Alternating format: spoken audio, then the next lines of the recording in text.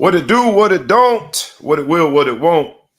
It's another Friday, another opportunity to get together and record the Ball Hog Sports Talk. Uh, Welcome to another Friday. Welcome to the Ball Hog Sports Talk. Welcome to sports, business, and entertainment. And if you don't know what the Ball Hog Sports Talk is, it's where two businessmen get together to discuss sports in an entertaining fashion. Today's episode, we're going to celebrate some things related to Black History Month. Yes, indeed, the shortest month of the year, February. Today is officially the last day of that month, the month where we celebrate Black history, the month where we celebrate transition into spring, and it's going to be the month where we celebrate Ball Hog Sports Talk in an iconic fashion. This episode is the last of first. Is going to be the title of this episode. If you have been a part of the Ball Hog Sports Talk experience, you know we put a lot into our titles. So no further ado, boys and girls, dogs and frogs, cats and rats, anything and everything in between, please fasten your seatbelt, pour yourself a nice tall mug of coffee, and get ready for the experience known as the Ball Hog Sports Talk. It's the last of first episodes coming to you, sports, business, entertainment. So let's go. Wake up, wake up, wake up, and stay woke. Because this is the Ball Hog Sports Talk with your boy, B. Brown, ESQ, a.k.a. the Ball Hog, a.k.a. the Mouth of the South. This is the place where sports, business, and entertainment collide. And we're going to give it to you rough, rugged, and raw. So come get you a spoonful, like some grits with butter and salt. You know how we do it in the South, y'all. Make sure you do not get caught in your feelings. Strap on your seatbelt and enjoy the ride. Come on, let's go.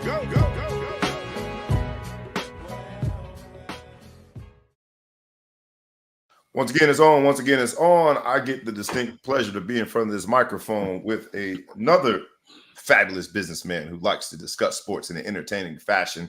He is the man, the myth, the legend. Thou shall be intergalactically known and respected as someone who is from the Middle Coast. When you say his name, say it loud and proud. Make sure you sit up in your chair and come from down deep in the diaphragm. Say it with your chest. He is the Big Flow Show. What's up, my brother? What's good, man? Let's enjoying this slight dip change, I should say. Shouldn't say dip. Slight increase in weather in the Middle Coast. We have spring-like temperatures. This is what I call shopping weather. This is when you might check, make sure your spring wardrobe is going to be correct. Like, Chicago sends out a little warning shot. Hey, we're going to get nice pretty soon, so go and get your gear together. Get your boxes. Rotate your boxes. You don't know nothing about that stuff when you're from South Florida, about rotating your boxes. Rotate your boxes. I've learned a little bit living on this East Coast out here, but you're right. In Florida, I did not know about it. So about that stuff. I appreciate it now a little bit more. I like the spring color shirt. I like the fact that you are coming to us from the Middle Coast. And I like the fact that today's episode is on the last day of Black History Month. Hey, sometimes be like that. Hey, man. As we rush through the cold winter season, specifically the month of February being very, very cold and very, very short, we also celebrate a whole bunch of things related to Black History Month. So on this day, as two Black fathers who have utilized the vehicle of sport to become well educated, well accomplished, and doing very phenomenal things in the business space, if I do say so myself. Today we're gonna jump into a few first, man. So before we get there, man, anything you want to start with before we get right in? I ain't want to dive right in. We could do a little small talk, but it's gonna be a little hot and heavy today as we celebrate some of the first in sports and to get into the sports business entertainment that we always do. But anything you want to start with before we get in? No, this year, his birthday was, a lot of people saw my post before. It's kind of a year of reflection for me. A lot of being real grateful for what I have and what's going on. And I like this topic we have today. I like the way we're going to approach the show. And I just think it's a year of reflection to kind of see where have we come, where are we as a nation, where we are as people, where are we as in race relations and things of that nature. So, I like to think and reflect and just kind of take a assessment of how things are going. So I'm looking forward to the show. Uh, if you will recall, back in your day, dare I say, not to make you Don't do me sound like that. old or us sound old, back in your day, You could have said our day. You're trying to our put a day. little too much You're of a a little older than distinction me, man. between my day and your day. Well, okay, I'll play the game. Let's You'll go. play the game for me. Thank you, man. Okay. I did want to just quickly, man, the quick lightning round version. What was Black History Month like in the 80s? As you're in grade school, do you celebrate? Is it a high point of discussion? Do you touch on historical facts on a daily basis? Because with social media, there are some enthusiasts for Black History Month that on a daily basis, they're posting historical facts. I don't know if you're part of any group chats that do it. Just as a point of reflection, you remember what it was like in grade school during Black History Month, growing up in Evanston, Chicago area? What was it like in terms of Black History Month in those celebrations? That's an interesting question that you put out there. So, I have a lot of conversations with some of my friends in business and in my line of work. I find a lot of people who don't have the same political views and stances that I do. So, I befriend a lot of these guys, and they're good people, but we just think differently. And one thing I did point out is like when I was a kid, until Black History Month came around, really, I didn't know Black people did anything great, anything good, right? Because in Wow. school, I never heard of anybody Black that did anything besides Martin Luther King and a little hint of Malcolm X. No one really wanted to give Malcolm X much props, but besides Martin Luther King, I we didn't and we didn't think Black people were on nothing. Like nobody ever taught you in school that a Black person had ever done anything that was substantial, right? Right. So when you got to Black History Month and you started finding out about George Washington Carver and the different people that just had been significant in Black history, it's kind of exciting to realize that we We've were done on some something. things. We've We done some did things. some things. Yeah. And people don't realize that. And I think, not to get too political, a lot of people with the whole like anti critical race theory, whatever, those are people that realize that, hey, we've done a long time of brainwashing Americans to think that Black folks haven't ever done anything, and brainwashing Black folks to believe that they can never accomplish anything.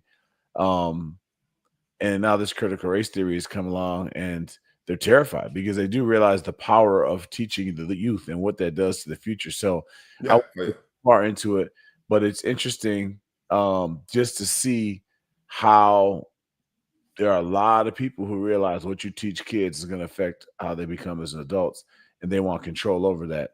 And though none of those people were stepping forward and arguing when they were teaching me and I was a little kid that we had never done anything, but it does take an impact. And I'm from one of the most diverse towns you're ever going to see, and I still grew up that way thinking it. And the worst part about it was it was kind of like you just accepted it. When you're a little kid, just what the teachers told you, whatever. Oh, yeah, So it was looked at as disrespect if you were to challenge a teacher. no, If yeah. you were raised in one of the households, shout out to my man Malcolm Johnson, who his dad, Big Hank, taught them the other side of history, such that it wasn't exempt from accomplishments that African Americans and at one point Afro Americans and at one point Negroes and at one point Black Americans and at one point Blacks. But he was taught a history at home that made him very proud. And we would have these very in-depth conversations. Now we're at the University of Notre Dame, and at that point we're playing in the mid 90s. He's a receiver, I'm a receiver. He's from the southeast side of DC, I think so. If I messed up the side, I apologize, Malcolm. But it was always funny. We have these in-depth conversations, and we at that point at Notre Dame are less than 2% of the student population. Of that less than 2%, 80% of us are on the football team. So and north, let's call it Northwest Indiana, a place that is more notorious for its roots to the KKK than producing young bright scholars like Malcolm Johnson and I. And we had these very in-depth conversations. I learned a lot from Malcolm, but I was always amused by what he told me his dad taught him. And so to your point, and to those of you who are tuning into the live, recording of the show today, please chime into that question. If you can reflect back to your days in grade school, thanks, my man Lionel says, when I started grade school, it was only Black History Week. And that puts it in context. Now, I know he is a Notre Dame grad. I'll mess up the year. But I talk about us being less than 2% and 80% of that number being on the football team. I can't even imagine when he was on Notre Dame's campus. So it did not become Black History Month until 1976. And one of us was born in 1976. The other one wasn't. I'm not going to say no names. I know. So one thing I'll say with this theme as we go through some stuff, I just want you to realize and put some perspective in is that most of our listeners, either they or their parents were born when a lot of these accomplishments happened. So we're not that far. We can remember things that happened. We can remember what life was like before that. So I didn't realize that because I didn't start school until probably 70. Shit, not too far after that. So I was born in 73, so I probably started school in 78. 79. So I was one of the first, Black History Month, whatever. But I didn't remember it. I guess it's hard to remember. I would have guessed, had he not mentioned that, I Googled it, that it started after I was in school. Right. I didn't realize it was always there. So, and let's start there as a point of reference, historical point of reference. And then today's show is entitled The Last of Firsts. Today's the last day of Black History Month. And Black History Month, for those of us who've paid attention on social media, has been very ripe with posts of this was the first Black person to do X, the first Black person to do Y. Our version of it is going to be sports, business, and entertainment, right? It's going to be sports stories talking about the building of brands and businesses through some of those first, and how the entertainment value with some of these first and some of these people that are accredited with being first impacted the business. So let's hop in, man. I love Black History Month because I feel like I learn something new all the time. Critical race theory has been politicized, and I don't know, DEI has been politicized, and I don't know we're far off from Black History Month itself being politicized. So what we're going to do is celebrate where we are. And this episode of Last of First, what today forced me to do on the last day of Black History Month is review some of those first. And so we're going to share those with our audience. We bear with us. It's going to be fun. It's going to be, I think, informative. And then it's going to help us build a conversation. Before we actually share with the audience, we'll say, like we say every week, thank you for joining the live recording there of the Ball Hawk Sports Talk. And like we ask you humbly every week, please like, please comment, please share, tag a friend, tag a foe, tag anyone that you know, and please subscribe to the YouTube channel and the podcast. Let's hop in. When I first saw this article, and I'll give it its just due. It's an article that is written by, you can't make this stuff up, a man, Matt Whitener. Matt Whitener has written a, I think, riveting piece about some of the firsts when it comes to Blacks in sports. All right. So we're going to go through that historical piece and sort of just dive into it. I don't know why it's not coming up, but we're going to figure it out. Or I need to go to the top of it because I do want to go chronologically. It'll help us understand where we are as at the ripe young age of, I won't say my age, but Matt Whitener, we appreciate you. Yard Barker, we appreciate you. I think we've given everyone their just due so we can move on. The beautiful part about this history is that last night I turned on the TV and there's no shortage of options to watch a sporting event that features Black folk. But the first African-American MLB player, and you'll appreciate sort of this both historical perspective, and that's why I dressed like this today, man. I got on my hat, baby. I got on my 1970s. You can't see it, but it's a high collar 1970s shirt because in reading this article, I just became instantly proud of the people that made so many sacrifices. Starting with a shirt named after a sport that's still waiting for its first black player. I'm just joking, but fair. But I will say this: in 1884, the first African American MLB player of all time was Moses Fleetwood Walker. If I don't look like a man named Fleetwood right now, you're gonna love some of these doggone nicknames. But you gotta appreciate that Moses Fleetwood Walker was the first African American MLB player. The first, 1884. Now, the most interesting thing about that, I think, is when you tell the story of Fleetwood, you can't tell it without also giving a little more background. Not only about the nickname, as someone who owns a 1984 Fleetwood, so I understand my man's nickname. But the truth of the matter is that someone else played baseball that was black, and his name was William Edward White. Played professional baseball in 1879, but he did so while passing as white. Why? It was dangerous to be considered black in that era. Fleetwood himself only played 1 year because of all the scrutiny. And then it took 63 years. I ain't no mathematician or nothing like that. But 63 years for us to get our next black Major League Baseball player who we all celebrate, and Jackie Robinson. 1889, first black professional soccer player, Arthur Wharton. Played in the English Professional League, and 2003 was elected English Football Hall of Famer.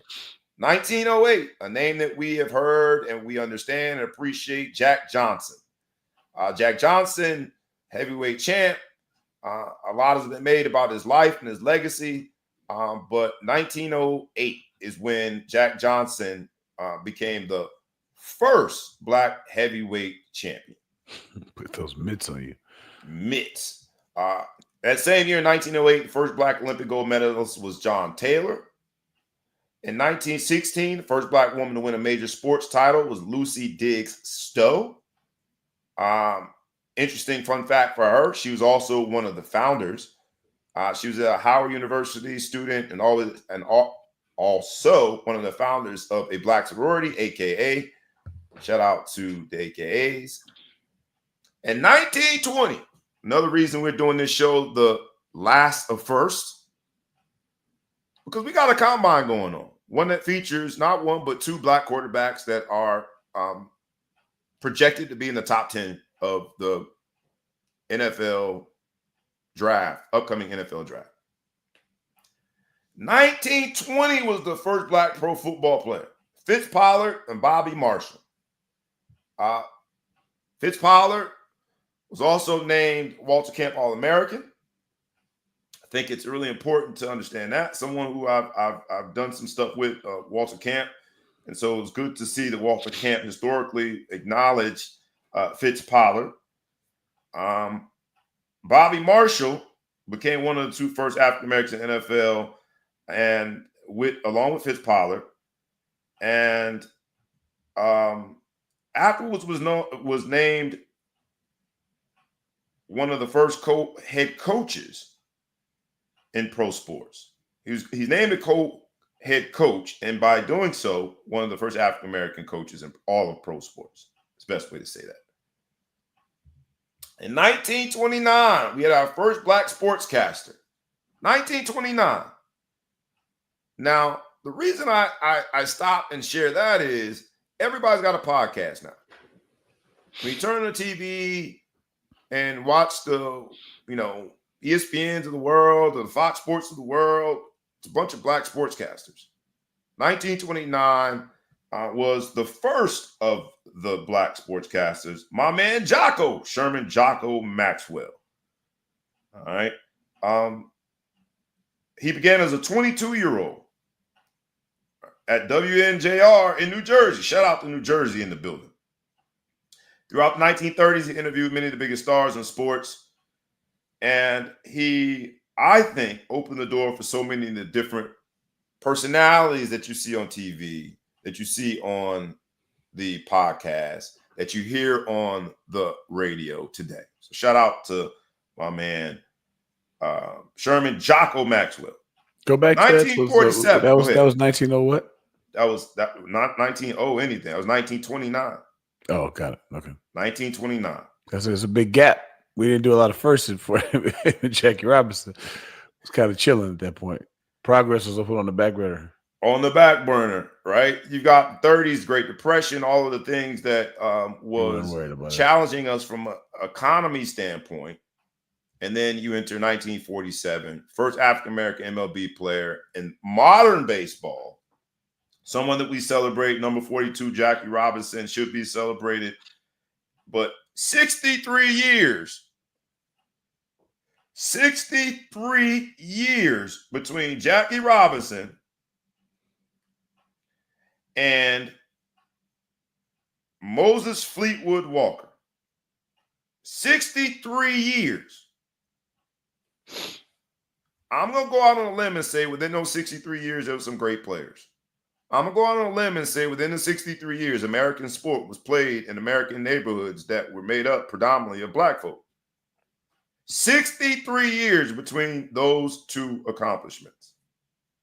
Jackie Robinson needs no introduction. We celebrate him, and rightly so.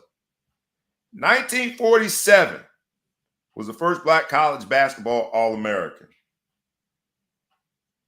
Right? The same year that we had Jackie Robinson, we have Don Barksdale being the first black college basketball All-American at UCLA. Spent 1 year there.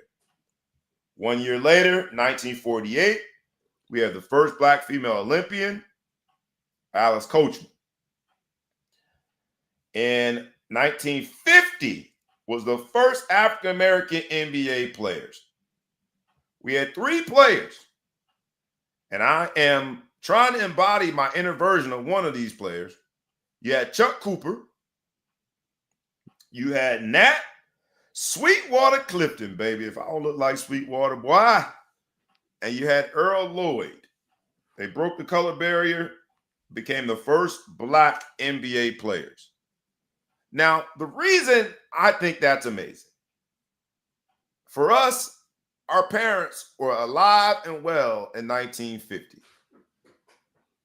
If we think about the history of our country and our lineage, 1950 does not seem that long ago to me. You're talking literally 75 years ago. Was the first time African-American players were allowed into the NBA. And this year, with Cooper Flagg being the presumptive number 1 pick in anybody's mock draft, the conversation has turned on it being the first white American drafted in the number 1 slot since 1977. Yet, the first black players didn't get to the NBA until 1950. We'll move a little faster and then start our dialogue, man. Althea Gibson, first black female tennis player in 1950. Althea Gibson is celebrated, and she should be. 1956, first Cy Young winner, Don Newcomb.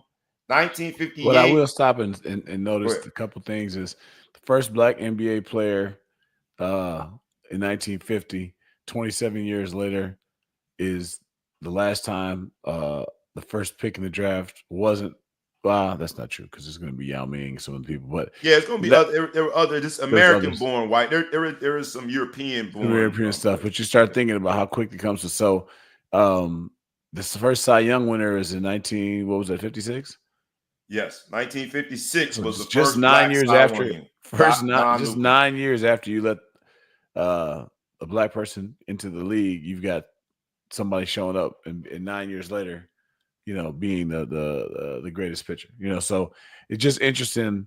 In the death of the DEI era and everything there, you talk about it's like when there's opportunity, there comes achievement. So absolutely, with opportunity comes achievement. Couldn't say it better. And 1958, first African-American NHL player, Willie O'Ree. 1960, First black female to win multiple medals in the Olympics, Wilma Rudolph. 1961, right? Now we're talking about in 1960s, our parents are grown. They're adults. Full-blown adults, 1960. Young adults. 1961, first black Heisman Trophy winner, Ernie Davis. In this episode of The Last of First, we have Travis Hunter that was celebrating at the NFL Combine. 1961 was the first black Heisman Trophy winner, Ernie Davis. 1961 was the first black PGA player, Charlie Sifford. If we can reflect upon our upbringing, Charlie Sifford was celebrated in all black households, all black neighborhoods. I didn't understand why back then, because I couldn't appreciate it as a youngster. Right, as a young man in the 80s, he was at that point more on the senior tour. People love talking about Charlie Sifford. 1963, first black driver to win NASCAR, Wendell Scott. 1966, first black umpire, Emmett Ashford. 1966, first black professional head coach was Bill Russell. Shout out to Bill. 1967, first black World Series MVP, Bob Gibson. 1968, something synonymous that year. Synonymous with Martin Luther King, synonymous with boycotts and marches, and we are very well versed on that time frame. The civil rights as the first black tennis Grand Slam winner in Arthur Ashe. 1968 was also the first black quarterback in modern football, Marlon Briscoe. We're talking about Cam Ward, Shedeur Sanders, and it was 1968. Again, not that long ago. Not that long ago. Right? That's not that long ago. It's 57 years ago. The first black quarterback. First. 1970, first black NBA sweep, Willis Reed. And the sweep just means he won the MVP of the All-Star game. He was the league MVP and finals MVP. That's a deceptive one, though. And there's not too many people who do. Yeah, it's not too many people. Yeah. But still, right? 1972, all right, is Wayne Embry, first black general manager. Now we're in management. At that point, 1975, first black MLB manager, Frank Robinson. I was born by this point. Now he's starting to be something in my lifetime. We are alive and well. I remember 1984. I remember that Olympics. Well, guess what? It's the same time as the first black Stanley Cup champion, Grant Furr. 1989, first black NFL head coach, Art Shell. 1992, first black manager to win World Series, Cito Gaston. 1997, first black golf champion, Tiger Woods. 1997, not only are we alive and well, we're high school graduates. I'm still on a college campus. I remember a lot about 1997. I was doing grown man things by then in 1997. 20 years old. Care to elaborate? No, I do not. I'm 20 years old and I'm doing grown man things. Grown man things. I was talking about drinking, man. Get your mind out the gutter, man. I don't know what you're talking about. There's a lot of things grown men do. Shade. I'm talking about drinking beverages. I could go to war by 1997. I could have enlisted in the Army. And it's the first black golf major champion. If you wonder why black folk then rallied around Tiger Woods, in this episode of The Last of First, this is recent history. We'll go quick from here. 1997, first black UFC champion, Maurice Smith. 2002, first black owner, Robert Johnson. 2002. I'm a college graduate. You're a college graduate by then. Married. You are. I'm not by then, 2002, but I'm well on my way. 2002, first black winter Olympics medalist, Vanetta Flowers. 2002, first black WTA tennis #1 ranking, Venus Williams. Then the year later, her sister becomes the first black tennis player to hold all Grand Slam titles. In 2003, Serena. And still swinging. The first black one to do it and still plays. She's still Not the history. Still playing. She's on her way out now. Well on her way out now. But she point made. Crip walk. She can still crip walk. 2006, first black Formula One racer driver, Lewis Hamilton. In 2012, first black all-around gymnastics champion in Gabby Douglas. Let's get to it, man. In this episode of The First of Last, if we think about that, all of these things happen in very recent history. And so we've had a conversation on here as we're going to go through celebrating some of those first. We've had a conversation on here as Black History Month meets face-to-face, Black History Month meets Ball Hog Sports Talk. You think about some of those recent history first. And while we debated leading up to the college football national championship, we actually debated whether or not we should even acknowledge and discuss, whether or not it should be a point of emphasis, whether it should be a point of focus, that whoever was to win the Orange Bowl game, which was played between Penn State and Notre Dame, whichever of those two coaches was to win would officially be, again, another first, the first black man to coach, or first black coach to coach in a national championship game. We debated it. We relented and at least mentioned it, but we debated it in the same spirit that we are reluctant to talk about critical race theory. In the same sort of feeling that we're afraid to even bring up DEI in conversation, whether it be in the barbershop or at Thanksgiving dinner, because it's been politicized. We were guilty of it and said, we're not gonna acknowledge that. I mean, how many more times are we gonna discuss the first this, first that? And then we look at the history and we're met face to face with the reality that a lot of those things happen within our lifetime. Where do we stand on it now? And for those who are tuned in, please chime in. We are going to talk sports, business, entertainment, but we wanted to give on the last day of Black History Month, on this 28th of February, we wanted to give those pioneers, those who have accomplished significant things in sports, those who have created by way of their sacrifice and their commitment and their willingness to go out and be the first, they created essentially the platform that we continue to thrive off of.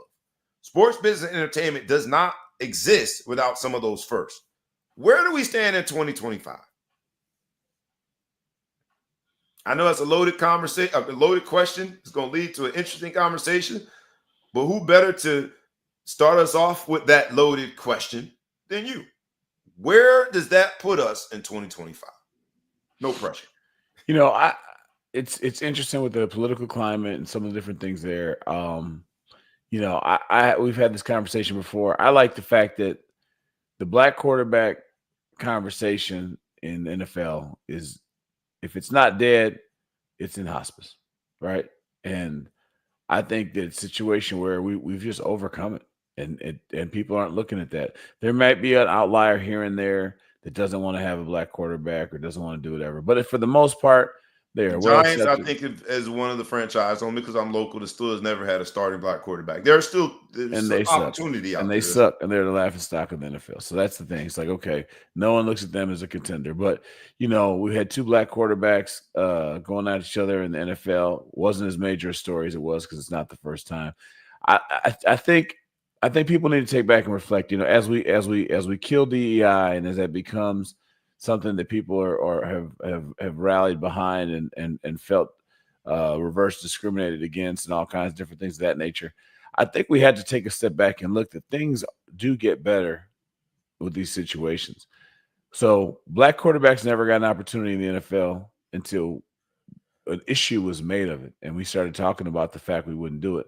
And they weren't doing it. And then same thing with black coaches. The Rooney Rule was its own affirmative action policy. It was its own version of DEI. Yes. And I still think the progress on that is slow and there's a lot of fight to go. But if you don't discuss or acknowledge a problem, if you don't discuss or acknowledge the situation that it exists, then people can operate and act like it doesn't exist. I hear a lot of people say, hey, we just need to stop talking about it and it'll go away. And that's exactly not true. Like that's the opposite of it. You talk about things going to get on people's nerves, but you also beat people down, and you get to different situations, and we can make analogies all over the place. But you know, you talk about the fact Tiger Woods is the first black number one golfer, champion guy, whatever.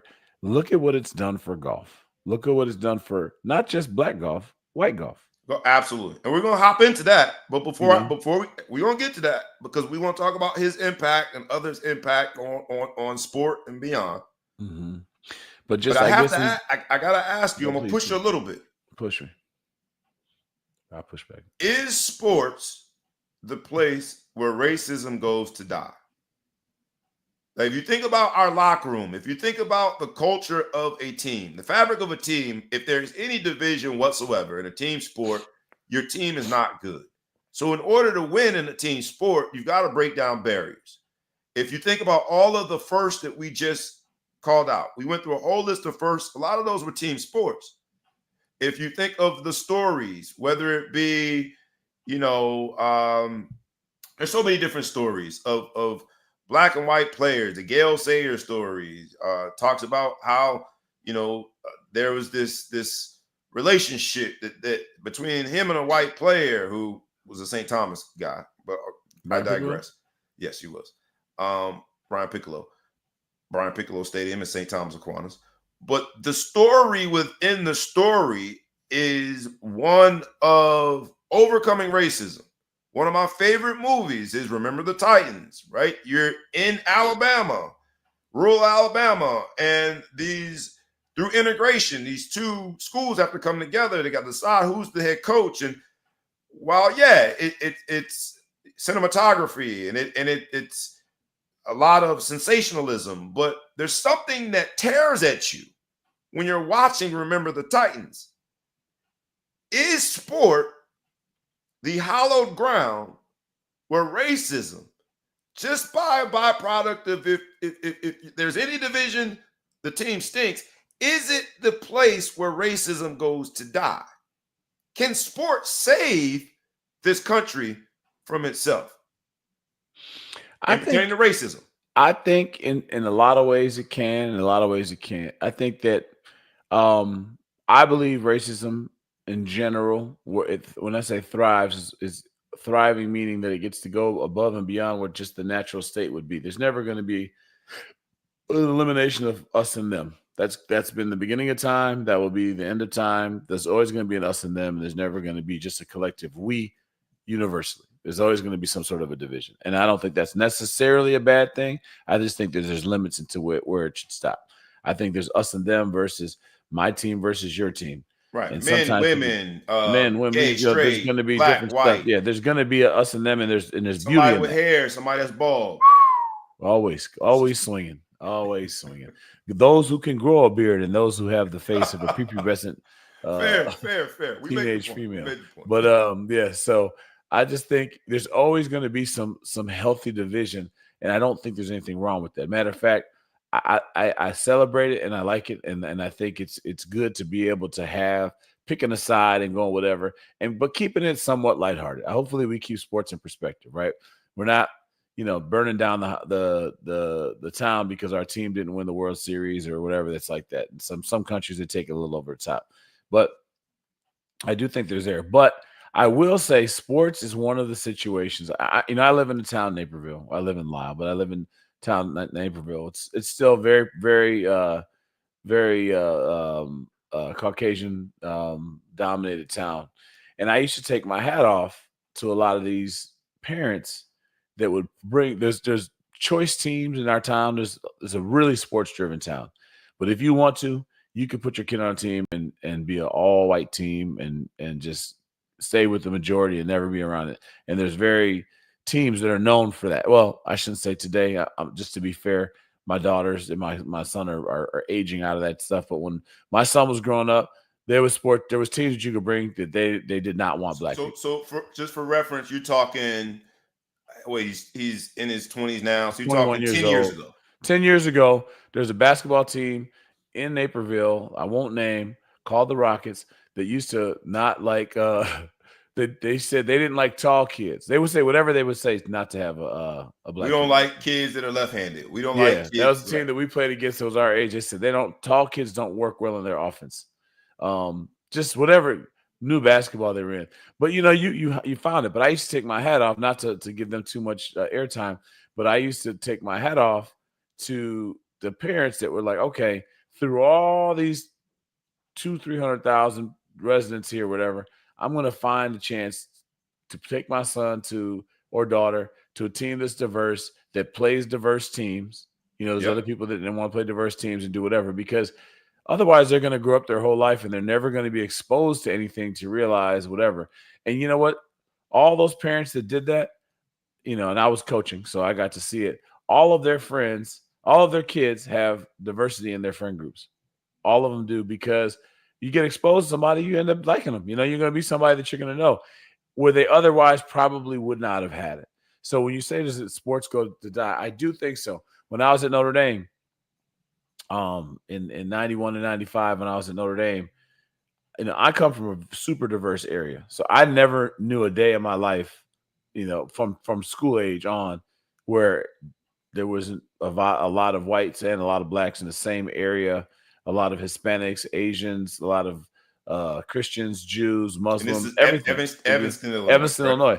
It was so diverse. It was so diverse that I was almost grew up in a bubble, because of you thought every place was like this. Yeah, I didn't realize how racist the rest of the world was until I got to Notre Dame. You know what I mean? Until I got to school, where I was like, people were saying things like they had never been around, never been to school. Some guys on blacks on the team where I never went to school with white people before. What? I didn't know there was places that there was no white people. And then I could tell by some of the ways some of the white guys on the team had never been really around black guys on the team. I would say, the way that we operated, we ate separately. We would do Thanksgiving every year in California, and they had two different sides. It wasn't a rule you couldn't eat on the other side. But as a guy who grew up very diverse and integrated, it was very implied that there was a white side and a black side as far as Thanksgiving and how that was done. Based on the way the food was set up and the seating arrangements, that kind of used to embarrass me. And that's 19. Now let's think about this. Now I'm connecting the two. I'm interrupting you on purpose. This is Thanksgiving 1994. I'm in Thanksgiving, and there's a black side and there's a white side. There's a black table in the dining hall that doesn't say blacks only, but blacks are just gravitating towards that table. This is 1995. And I'm sure it didn't change when you were there. It didn't change when I was there. You just mentioned that's why I started with this. Growing up in the Evanston schools, how much exposure did you have to sort of the historical perspective of some of these challenges? Because it was diverse, you thought that was just the world. You're talking 1995, whereas integration itself in the public school system didn't happen until 1954. That's 45 years later. Yeah. Right. And so God bless you growing up in Evanston and thinking that was the world. Yeah. But also the reality is it was only 45 years old at that point where integration exists. But I would say through all that, I have a good friend of mine went to school in the Chicago Catholic League. And he said, we went to school with white guys, we played sports with them. And while we were in the locker room, we chopped it up with them. We teased each other. We talked shit. We had fun. We tackled people together. We blocked people together. We threw the ball to each other and did whatever. He said, but that same guy, when I would go to the mall on the weekend, if I saw him, we would act as if we didn't see each other. We didn't know each other. We wouldn't admit to because we weren't with our school friends now. He wasn't willing. Remember the Titans. You had the senior Remember the Titans where when things were going well, and again, I think using Hollywood in the movie to really discuss our lives allows us at least a buffer to make us think that it's okay. Oh, that's Hollywood. But now you're saying that someone's giving you a real life anecdotal example of that happened. And this is a guy my same exact age, graduate high school, same as me. And I'm sorry, for you, it was even younger, right? It's 41 years. For me, it's 99 when I graduated from Notre Dame. For you, it's even younger. It's 40 years 40 years old. Integration is only 40 years old while you're at Notre Dame's campus. But go ahead. And so I would say that. So and as it happened, he said I would see a guy on the team. We wouldn't make eye contact. I know he saw me. I know he said we would make no mention of it. But what I will say is, if you remove the sports element of it, those two groups might have fought, right? So when you think about what sports has probably done, was he was with his group of friends. That guy was with that group of friends. They didn't say anything to each other, but they also didn't talk trash to each other. They also, I'm sure somebody in one of the respective groups, knowing the time period, knowing the South Side of Chicago and how it is, someone probably has something slick to say, and maybe my friend or his white teammate probably said, "Nah, man, let's just go." You know what I mean? Move on. Let's not mess with them. Yeah. That's a good guy. Didn't give you a reason, didn't mention it, whatever. Like, nah, man, let's just do something different, or didn't add to it. So what I say is, when I look at Notre Dame and I look at sports, I shouldn't make this about Notre Dame. When I look at sports, you're exposed, and I give it to the Naperville fans, whatever. When you're exposed to something, you're going to be less likely to have an inhumane look at something. It's very easy for you to out of sight, out of mind. You know, people die every day. People starve every day. You know, some people get caught up in the world's problems, but for the most part, we worry about what we see every day. And I do think sports allowed you to go out, play against different teams of different colors, different backgrounds, socioeconomic, race, whatever it may be, play on the same team with these guys, maybe invite them over to the house and get to see them and get to be exposed to them and do whatever. Even if it doesn't totally take over your life and make you into a Benetton supporter, whatever happened to that brand, Benetton? But anyway, I don't know. But you looking at all the different things, maybe you don't go that far or whatever, but the rest of your life you just have just a little bit more compassion. Maybe when you're in a room and you're in a conversation, you hear somebody saying something that you know is just inaccurate, that you just say, yeah, I don't really agree with that, man. You know, I've been around a lot of different people and I don't agree with what you're saying. And maybe that's a little bit there. The sports brings us together. On that same side, it's also a platform. So there's also some division because, you know, I've heard a lot of white people tell me that they want to watch sports for the sports and they don't want to see the political commentary. They don't want to see Black Lives Matter. They don't want to see the NFL is taking out what was the phrase? Something about end racism. They're taking that on the end zone now that Trump is back in office or whatever. They're trying to get away from the commentary.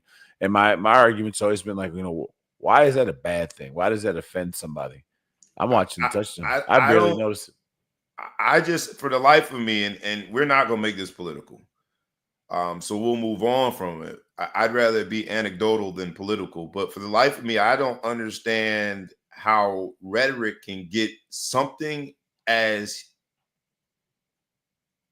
basic from a humanity standpoint as diversity, which I don't care what it is. In your portfolio, diversity is a good thing. When it comes to your exercises, muscle confusion, diversity is a good thing. Like we've always heard, right? Spice of life. The black book. What's the spice of life? Variety is the spice of life. That's a form of diversity. You can't say that anymore, though. Trump made that illegal. I'm just joking. Equity. I don't care what you're playing. If you and I are walking back to the car after we've gone shopping as kids, and we say last one to the car is a rotten egg, there's something about even that simple exercise that I can't start running to the car until we both have heard the phrase, and now we're both, at least from an equity standpoint, starting at a fair place. And inclusion. Who doesn't want to be included? Yet we politicize it. And that's very interesting to me. But from an anecdotal standpoint, I will say this about Notre Dame and move on. Because I did talk about one of the teammates, and I did talk about someone who grew up in a certain part of the world where he just wasn't exposed to Black people. And understanding him and knowing where some of the tension was with his ability or inability to be friends off of the field, that same guy looked out for me when we had some time together in a different setting. And so I do agree with you that just by mere fact that you've gone through some things, that you have been in the same locker room, that you do appreciate the differences, there's got to be some bonus to that, even if it doesn't get us to a full level of embracing one another and hanging out on weekends. There's a healthy respect. Let's talk about the economic impact of it, though, because while so many, black, white, anything and everyone in between, have sort of encouraged us. So let's get away from. We encourage ourselves. Let's get away from. These are the first black coaches. Like, man, that's silly. Let's get away from it. When you look at the history of it, and you look how some of these accomplishments seem to just happen yesterday, what we need to appreciate is the economic impact. Because some of these things happening, they happen not for humanitarian reasons. They happen because the almighty dollar, the greenback, the thing that drives us a lot in this country, especially as a capitalist we approach things in a capitalism stance, they happen because of money. Happen because of money. And, simple and plain. And this is where, the professor hat comes on. I teach a course and I've invited the students to come. So any of them here, hopefully they appreciate this part. The module that we're doing now is we're looking at the economic impact of sports things. The economic impact of sports things. And by that, we're doing we're doing analysis, economic impact analysis, and we look at the economics of sports things. And the data behind it shows whether it's a particular sports venue, right? If you got a sports venue, before you can really figure out what that venue is, and if you want an investment bank to give you a certain amount of money, or if there's public funding, there's an economic impact analysis. And to figure out what that sports venue, let's call it a stadium, let's call it a gym, a field, what that existence of that sport venue, how it impacts the local economy. Same thing with, whether it be a venue or an event. Our last module in that class, we were talking about the economic impact and doing an economic impact analysis of the city of New Orleans, because they had this event, this game called the Super Bowl, and looking at the economic impact of the event. While looking at the history and understanding that a lot of these accomplishments and these firsts have happened within the last 75 years, I can't help but also try to do an economic impact analysis of some of these firsts and black folk in sport. When you think about the impact on the economy, what comes to mind as we insert these firsts? I mean, you start thinking about, the Tiger Woods of the world, the Williams sisters. I'm just trying to think of who else.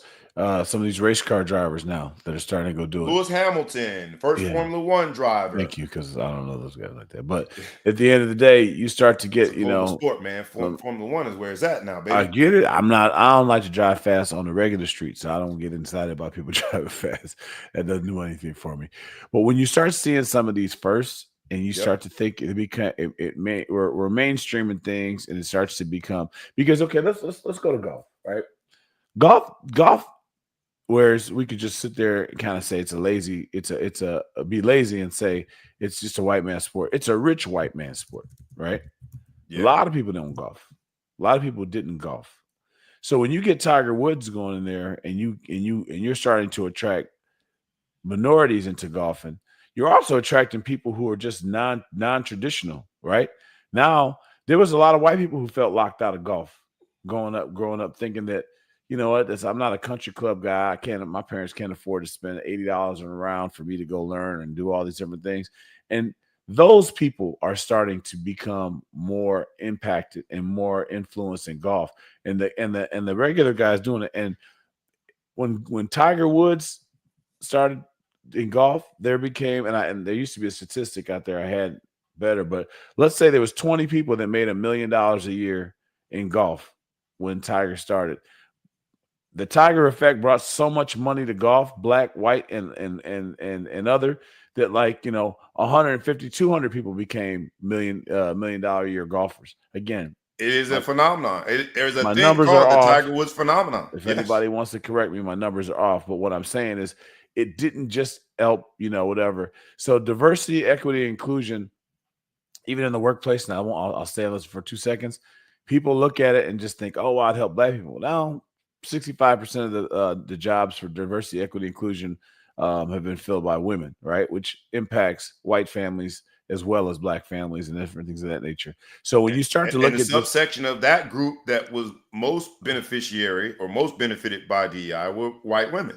Oh, for sure. Yeah, white families in general. So when you start thinking about this equity and inclusion and how it's helped, Nike, Phil Knight, he's been the big winner here, right? Stock portfolio people, they're the big winner in all this. Yeah, Michael Jordan got some money. Yeah, I think Venus is Nike too. Venus Williams got. Yeah, they all three. We could just do with those three. Yeah, Jordan, Venus, and Tiger. Right. Let's do it. Let's stop there and go with those three. Mm-hmm. And I'm going to give the scholastic academic definition of this economic impact analysis, right? Mm-hmm. And I said we're going to do the Ebony analysis in terms of adding black athletes to the conversation by way of all the firsts that we started this show with. But the academic definition, right, of this economic impact analysis, it's you're trying to gauge the net economic change in a host community resulting from spending attributed to an event or a facility. The event, Super Bowl. The facility in Atlanta, Mercedes, whatever the stadium is. There are quant jocks, people that are very well versed in numbers, that are breaking this stuff down. And what you're doing is you're trying to figure out, right, the economic impact is like to measure the new economic benefits that accrue to a particular region, city, nation. We do it with the Olympics, that would not occur or would not have occurred without the sporting event or facility. Let's replace it in its traditional terms and think about the black athletes, right? The economic impact, right, to be measured, the benefits that accrue to this country, the economic benefits that accrue to the NBA, the economic benefits that accrue to the NFL, the economic benefits that accrue to tennis, the economic benefits that accrue to Nike, that would not occur or would not have occurred without the true integration of these black athletes. And the three that you mentioned are great examples, right? Because you got the economic impact of blacks in sports should be highlighted by those three. You said Serena Williams. Serena Williams bought millions. When you research it, the studies are going to show how many millions Nike paid to Serena. Nike's pretty smart. They don't want to divulge how Serena's connection to Nike brought millions and maybe billions to the brand. Mm-hmm. Tiger Woods. It's estimated that Tiger Woods phenomenon has made Nike anywhere between $500 and $660 million. When you research it, they'll tell you how much Nike paid Tiger. Phil Knight's a smart man, an even smarter investor / businessman. He's willing to pay Tiger that money because he understands the economic impact of being associated with Tiger. And then Michael Jordan, you can't even put millions on it. It's just been estimated at several billions. If Michael Jordan does a retro shoe drop tomorrow, it's going to be grown folk our age waiting online. We used to be in line at the mall, but now online with their credit card in hand, dying to spend whatever. 200% markup when it's dropped again. 500% markup, 1,000% markup when it's sold on the secondary market. So the economic impact that those athletes have had, and then more generally, Black athletes have had on brands, on leagues, on our overall GDP is unfathomable. Mm-hmm. It is unfathomable what they have, the impact that they have had. We have had. We're a part of the they. And so I think it's important to capture that, because the scholastic part of it is one thing, but the practical application and just seeing and knowing, and that's why those commercials happen, because they understand the value. There was a report that showed through amateurism, and I'm going to make sure I get this right. I want to make sure I get the number right. But through amateurism, see if I can find it. The economic impact analysis of Black athletes in sports have shown that the NCAA's amateurism rules had at least a 1.2 billion when they start looking at amateurism, Black athletes in Power 5 conferences. They lose between 1.2 billion and 1.4 billion annually due to the NCAA's ban on athlete compensation. If you think about how that has impacted new legislation, this whole thing called name, image, and likeness. If you think about how that has impacted the generational wealth that was lost year after year, if it was 1.2 billion and 1.4 billion annually, the whole concept of shut up and dribble, the whole concept of being on campus and having some of our peers say, we lucky, man, you get a free education, man, be quiet.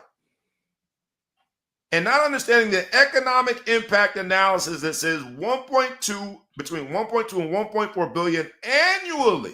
Now, technically, as Notre Dame guys, we weren't in the Power 5 conferences, but the fact remains the same. The sentiment remains the same. Billion with a B annually. It's a lot of bread out there. A lot of money. That was lost because of amateurism and the decision not to compensate athletes.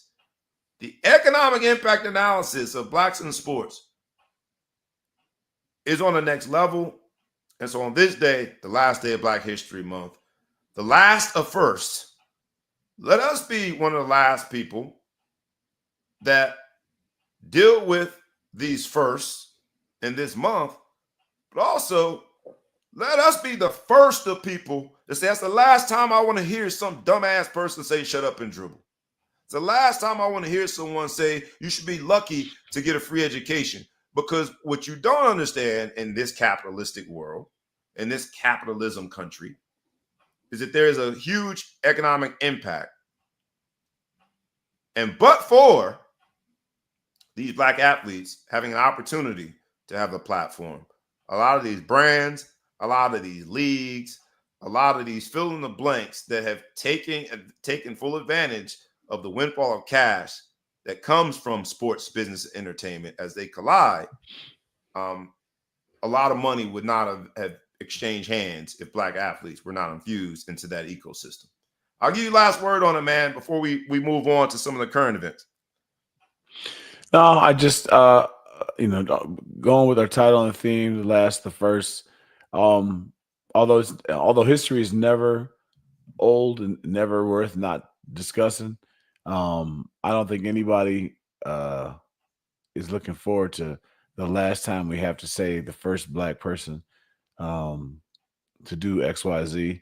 No one's looking forward to that day more than Black people. So for those of you who get frustrated with it, for those of you who are so happy that the month is not leap, this isn't a leap year and this month is over, and you're so tired of hearing about it, we're tired of talking about it. But we know that we have to. We know that we have to make sure that we are protected. And if you look at every other group in their history and what they've been through, you look at Jewish people with the Holocaust, they're never going to stop talking about it. Why do they never stop talking about it? Because they never want it to happen again. If you look at any sort of different situations of history of going where people have been wronged or things haven't went well, they always talk about it so it doesn't happen again. That's the kind of where we're situation. So we have a unique role that not very in this country, at least there's not many people that have the same type of a history. But we would like to move on and just be everything is just normal and have it not really matter, but it does. And speaking about it has made change, and speaking about it has made things better. So, Church. And look, man, I don't think that all conversations about race have to be so exhausting. I mean, it's a conversation about history, right? But we can poke fun at the fact that our ancestors didn't get it right, but we don't have to ignore the fact that it happened. I like the fact that there's a Cooper DeJean who plays cornerback for the Philadelphia Eagles as a white corner. It's like, wait a minute, what happened? Right? I remember the Jason Sehorn days, and we waited for the next Jason Sehorn for a long time. It's okay for us to also acknowledge that there are distinctions in certain situations that's rare for a white cornerback. Cooper Flagg is going to make more money than he could ever spend by being the number one pick in the NBA draft as an American-born white player. First one since 1977. And that's okay. I don't have an issue with it. And by the way, I love that white people celebrate that. You should. Be happy about that. There's no wrong with that. Be happy about that. Be happy about Cooper DeJean. There's a Bustle with the Boys is a podcast I like to watch every once in a while. They got this Tyler Lewan from Michigan. I can never remember the other guy's name, but he's a linebacker from Nebraska.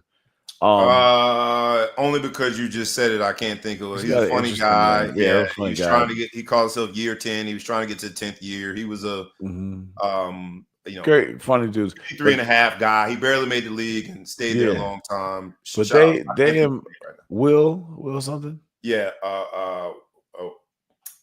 Only because you're asking me, I can't think of his name. But I do know the show, the podcast, and I like it. I like it. And I like it because they don't shy away from racial conversations at all. They love that conversation that was started Will by Compton is his name. Will Compton. They love the conversation that was started by Mendenhall when he said they should get rid of the All-Star game and or the Pro Bowl and just do blacks versus whites. And as opposed to letting that blow up into some issue, it got bad. They embrace it and they keep talking about it all the time. They talk about like whatever. There is nothing wrong with white dudes celebrating white achievement. I don't have a problem with it, especially in sports. It's great. Think about it.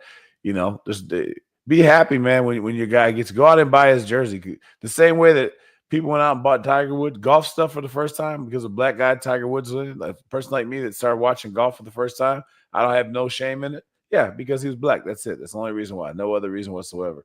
You have the same pride in yourself. That's fine. There's nothing wrong with it. Let's stop treating pride like it's bad. Fair. Let's hop into the mock draft because I think it's an interesting place. We talked about earlier in this particular episode, the last or first episode, we talked about or questioned whether or not sports indeed was where racism goes to die.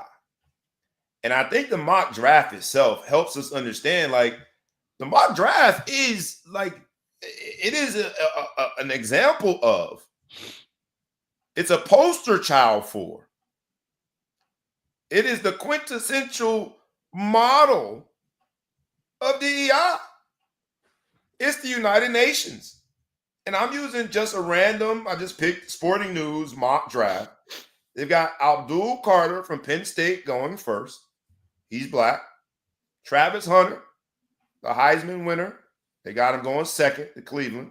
They had Abdul Carter going to the Titans. They got Travis Hunter going to my Cleveland Browns. He's black. I thought they had the quarterback from Miami, but go ahead.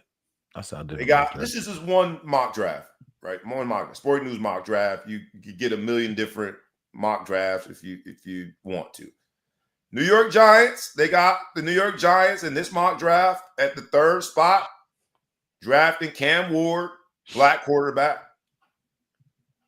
They got New England Patriots with the 4th pick, drafting Will Campbell, white offensive lineman.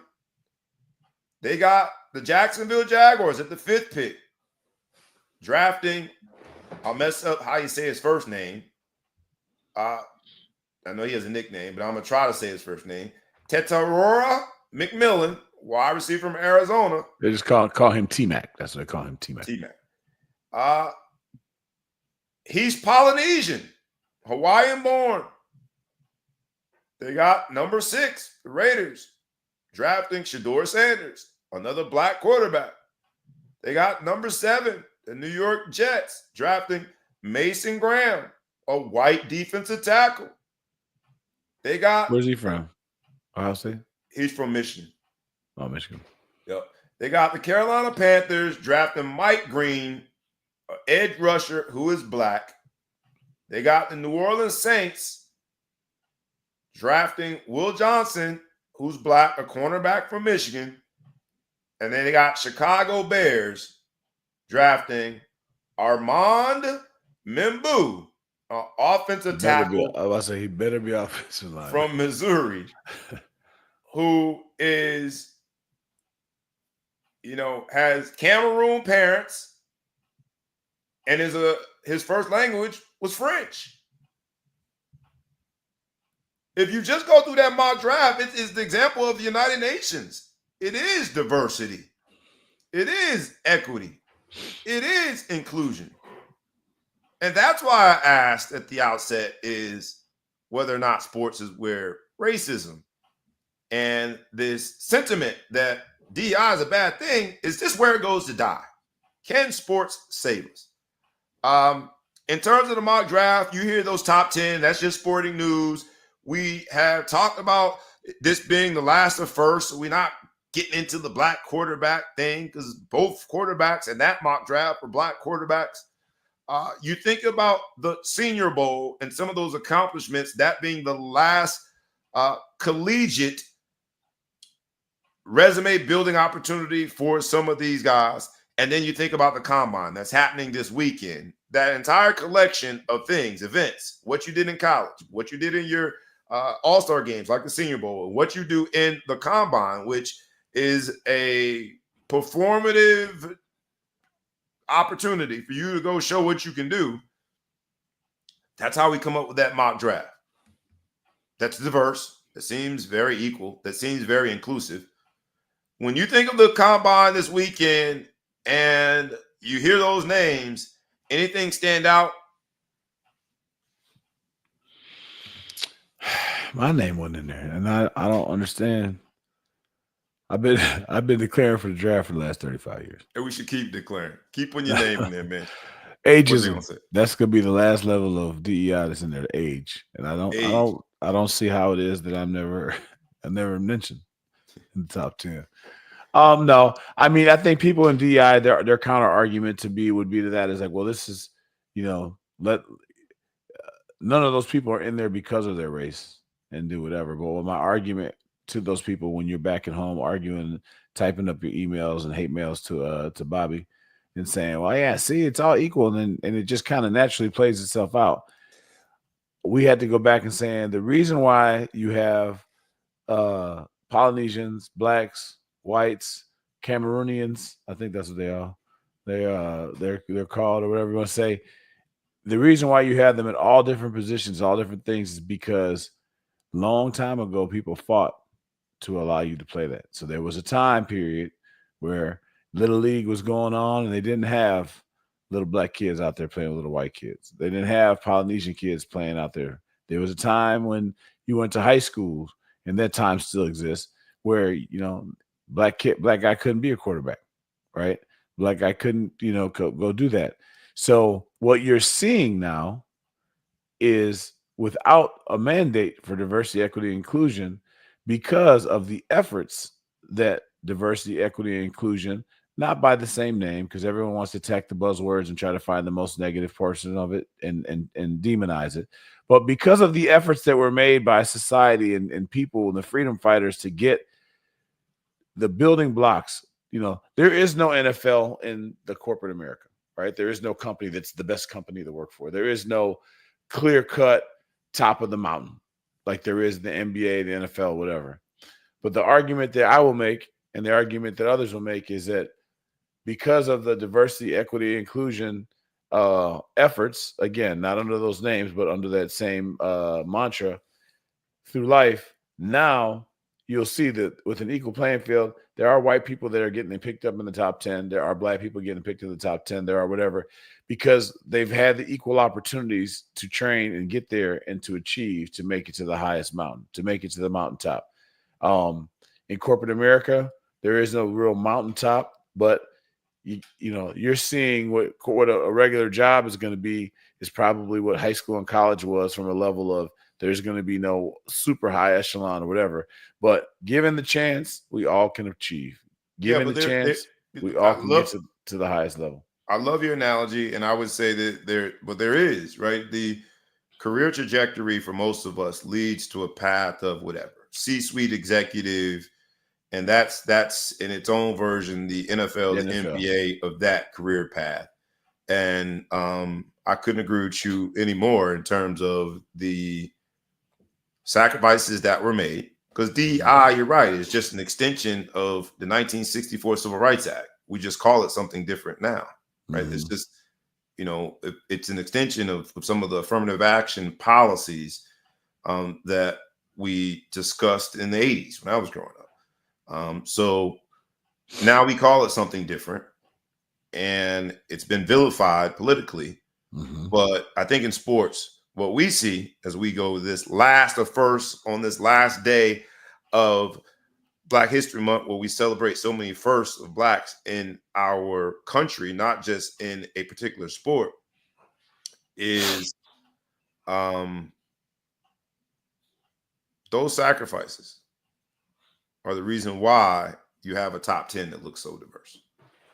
And so 100%. And I think sports has it right, man. Sports has it right. And look, this is February. We're getting ready for March.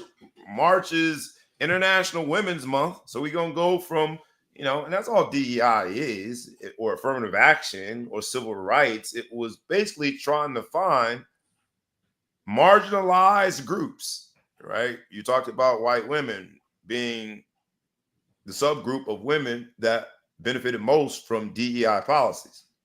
Why? Because women throughout the history of our country have been marginalized. Men, Mars and Venus, the Mars side, we don't get it right. We just don't.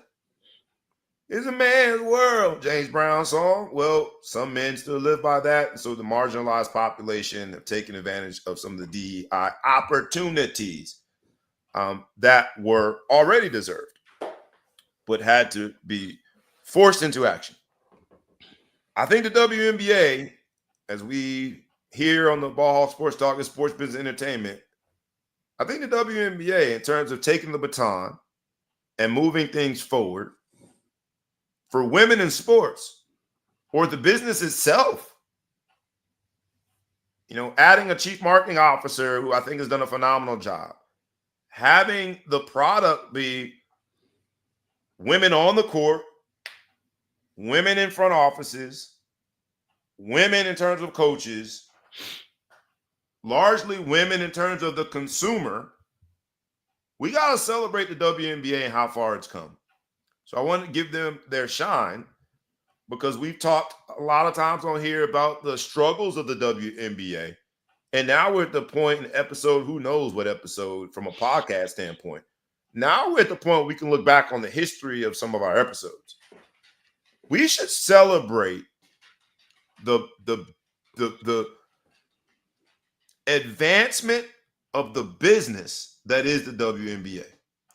And yet another advancement in this episode of The Last of First. For the first time ever, the WNBA did an on-campus event at the University of South Carolina. Genius. Well attended. It was genius. For the first time ever, the Chicago Fever have decided they're going to play a game at the University of Iowa on campus. Indiana Fever. What did I say? I said Chicago. I'm sorry. A Chicago Sky. Indiana Fever makes more sense. I don't know. Iowa's close to Chicago or not. Actually, I don't know if it makes more sense. Iowa's closer to Chicago than this Indianapolis. But all right. Well, then the Indiana Fever. Apologies for messing up Chicago Sky. Indiana Fever are going to play a game at the University of Iowa Hawkeyes. And what happened when they put those tickets up for sale? Sold. Done. We're done. No more. 15,000 seats sold within seconds. Mm-hmm. The WNBA has come to the understanding and done something about it that whole Caitlin Clark phenomenon, that whole understanding of the college enthusiasts, for some reason, historically, turning the lights off when it comes to their enthusiasm for women's basketball as soon as that same player gets to the WNBA. Caitlin Clark, Angel Reese, you could just, I want to give that entire rookie class. Stanford, I can't think of her name. Not Cam Brink, whatever her name is. It's a two-person race. Let's be honest. She almost got rookie of the year, but she hurt her LA Sparks. She hurt her, she tore her knee. Point being is that the WNBA had an epiphany moment, and now they're taking the momentum that was created by women's basketball and cashing in on it. And then ETP, our own ETP, Els, the producer, on one of our old episodes, suggested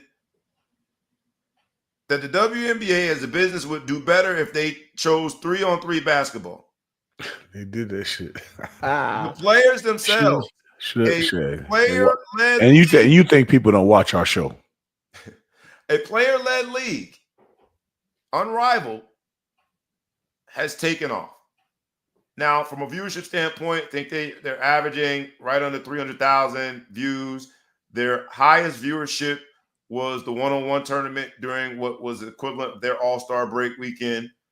It got to 399,000 average views. And so I think it's going to continue to build. But shout out to them in terms of the women, the ladies on the court, the ultimate business people, and trying to grow the game of women's basketball. So they don't have to go. I think the Brittany Griner situation helped. I don't want to go play in Russia because things happen over there. Like you get detained. And the same liberties don't exist in every country.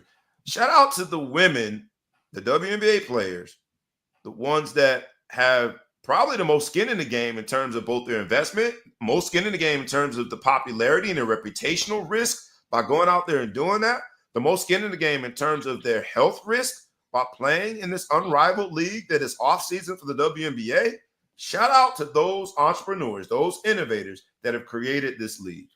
Shout out to you for also not doing the easy fruit and just saying, all right, we'll go into the big three and just beat the women. Nah, we'll do our own.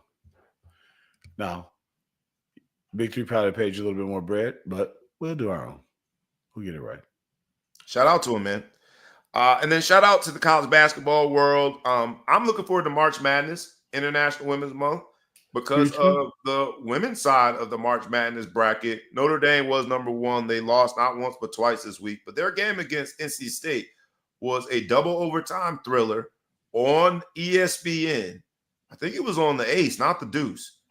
And I got to look at the viewership numbers. I know I tuned in and I couldn't turn away from it. I know SportsCenter talked about the game ad nauseum because it was a barn burner. I hated the outcome because Notre Dame lost. But you had all eyes on Notre Dame, right?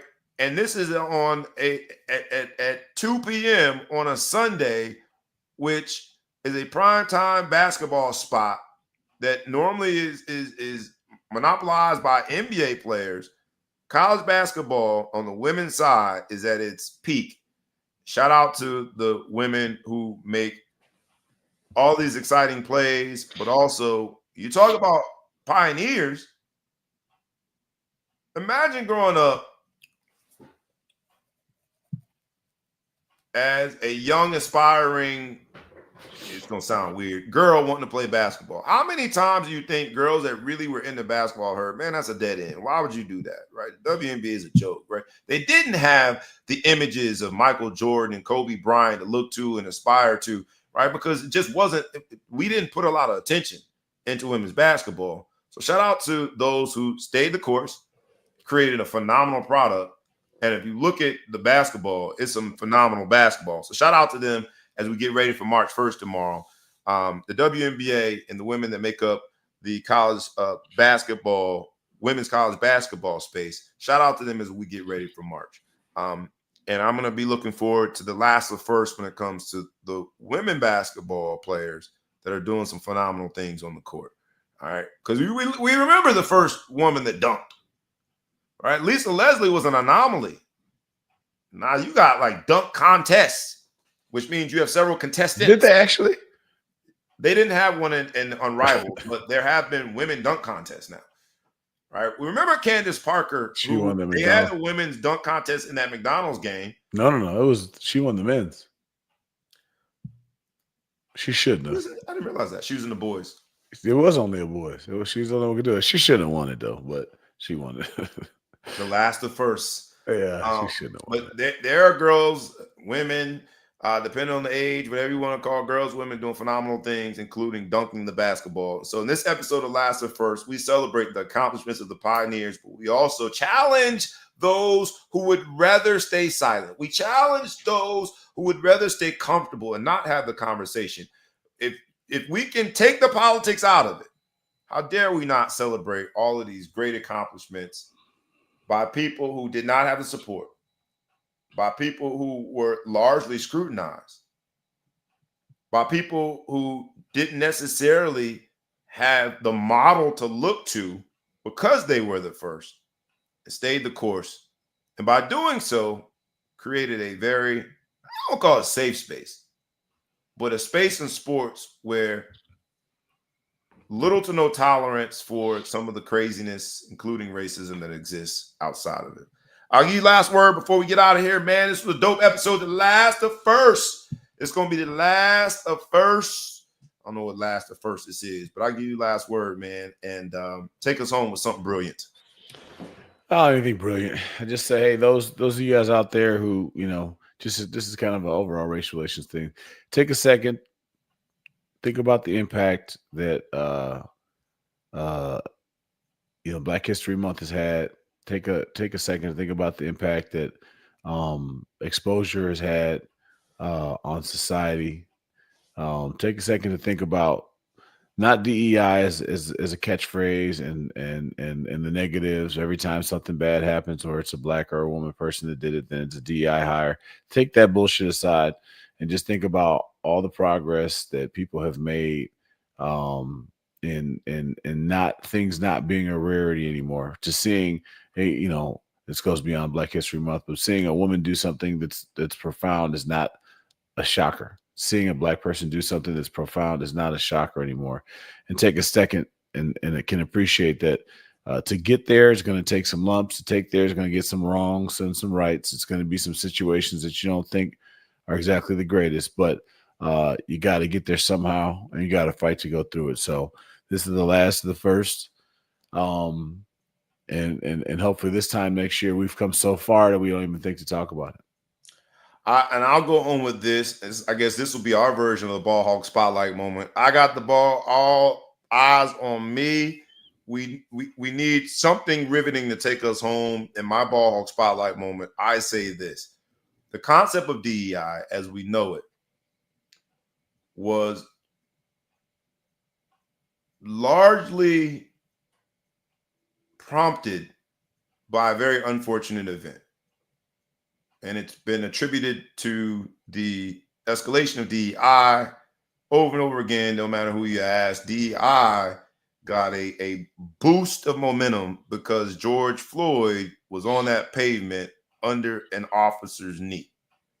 It made corporate America take note because while you can go back to the beating of 1993 and Rodney King, it's just we hadn't seen something captured on film that was that grotesque.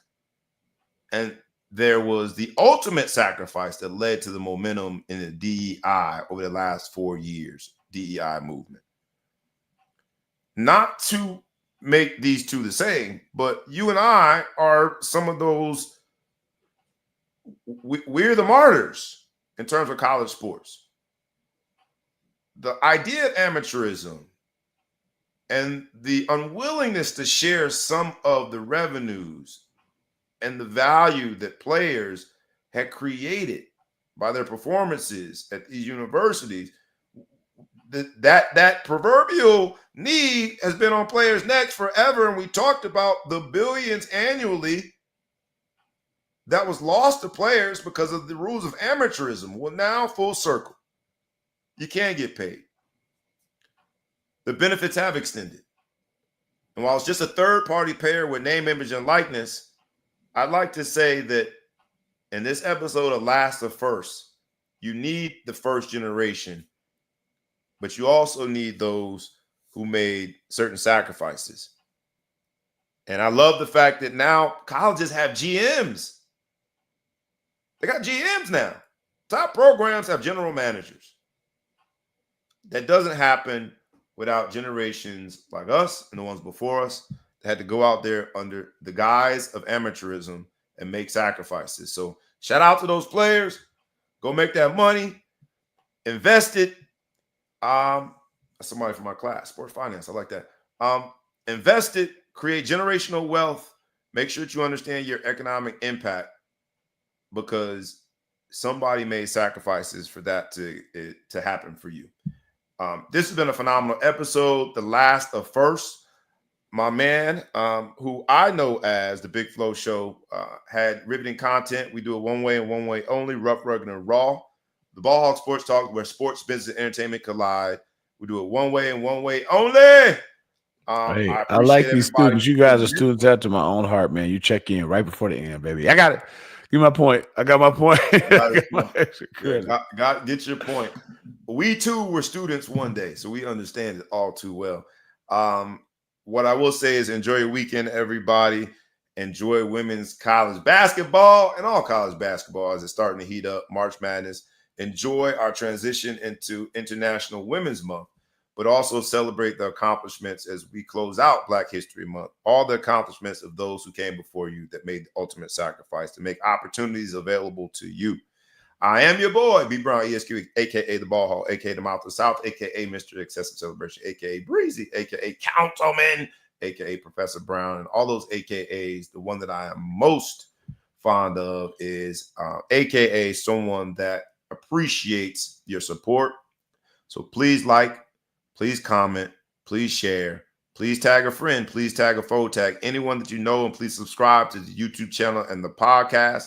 This episode is now yours to keep. It was the last of first episode of the Ball Hawk Sports Talk, where sports, business, and entertainment collide. And with that, enjoy your weekend. We is out. Peace.